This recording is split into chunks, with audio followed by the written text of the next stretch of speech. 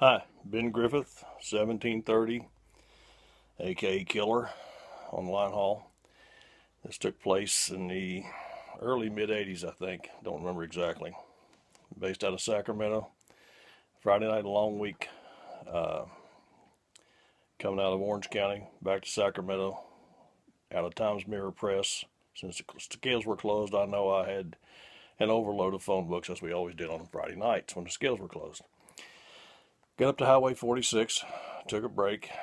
That particular month, 46 was the turn point for north to south, Bay Area to LA or Sacramento.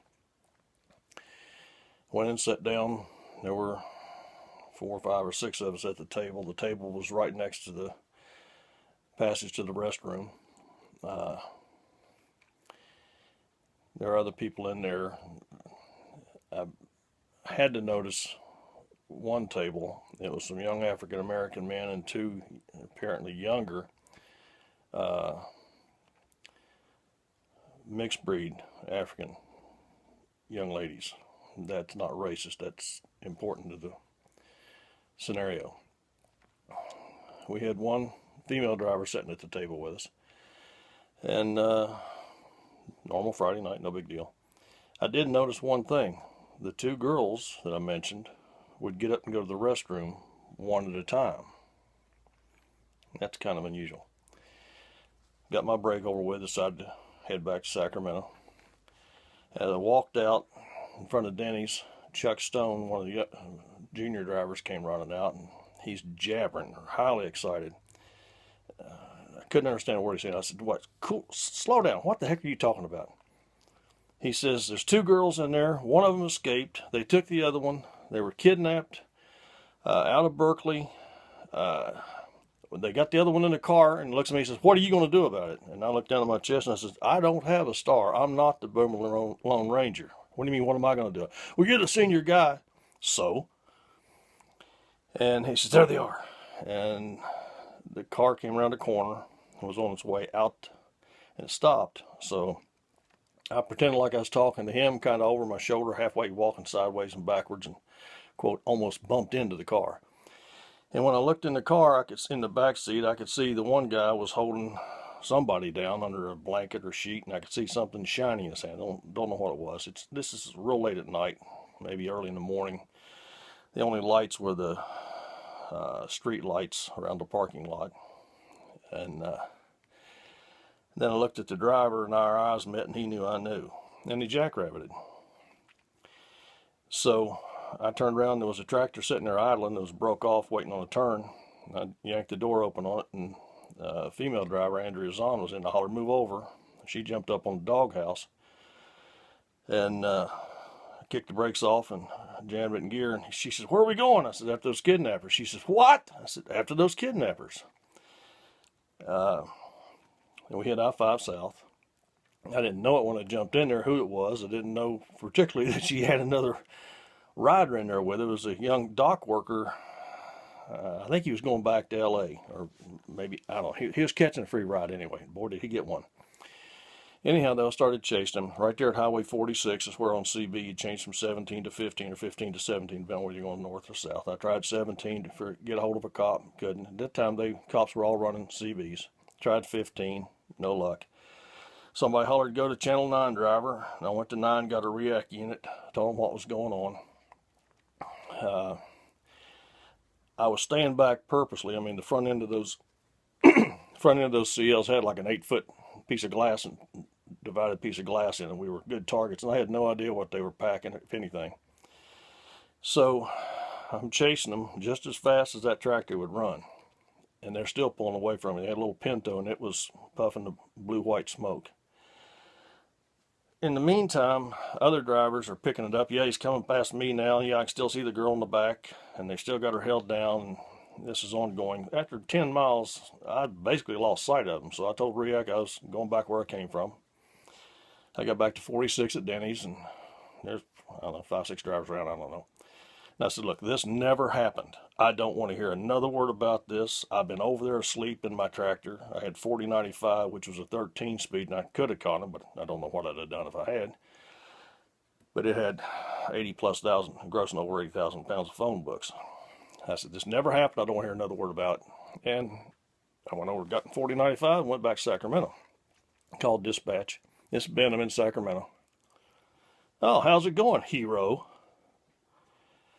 My blood got kind of cold for a second because I knew I was out of a job. I said, what do you mean?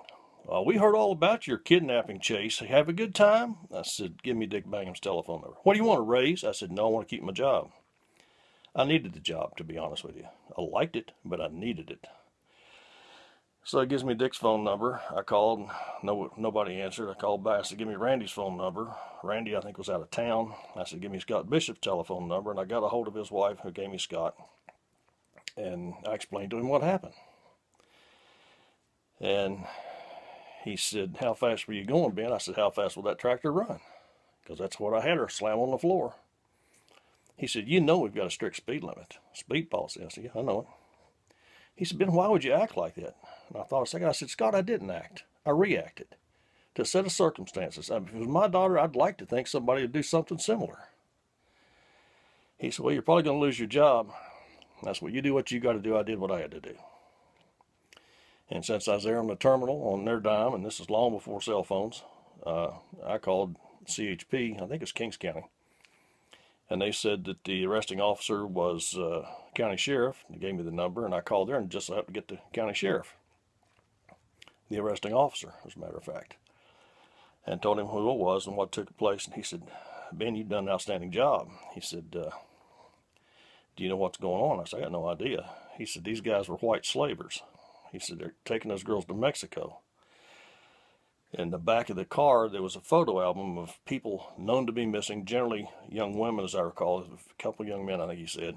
They were all bare-chested, bare from the waist up. Their arms were being held outstretched, and they were all known missing persons. He said, within 24 hours, those girls would cease to exist. They'd be on a ship or to some other country to be a sex slave. He said, you literally saved them from a fate worse than death. And I said, well, that's good. I said, I could have taken them both out. He said, you could have? I said, yeah, I could have taken them both out. I was 3 feet from the car. He said, why didn't you? And I said, well, truthfully, I said, I was shooting through glass, and you've always got a chance of missing even at 3 feet.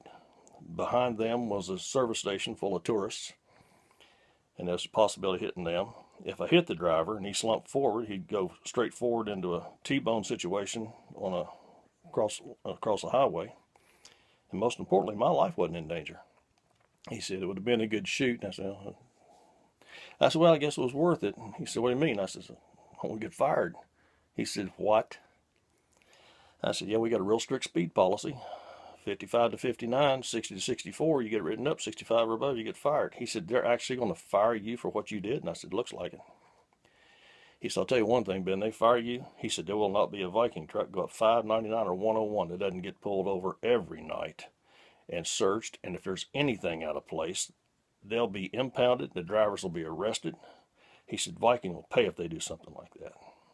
I said, well, I appreciate the thought, but I did what I felt like I had to do, and that's the way she goes. And nobody said anything. I went to work. It was kind of a hushed up subject, and I kept figuring any time I was going to get told you don't work here anymore. And then I guess a couple weeks later, I got a letter in the mail, and it's from Dick Bangham, and it was a personally written letter, personally signed letter from Dick, commending me on what I did, and the other two. But there's letters to me, but it included the other two drivers as well, Chuck and Ms. Zahn. And said he was proud to have me as an employee and proud to know me and appreciated what I'd done. That, I'd love to have that letter. It somehow got lost in the move from California back to here. But anyhow, that's the night I pretty near got fired. And the statute of limitations had run out on everything. They couldn't fire me now if they wanted to. So it's a story as accurately as I can remember it. If anybody else has got any memory of it and wants to amend this, help yourself.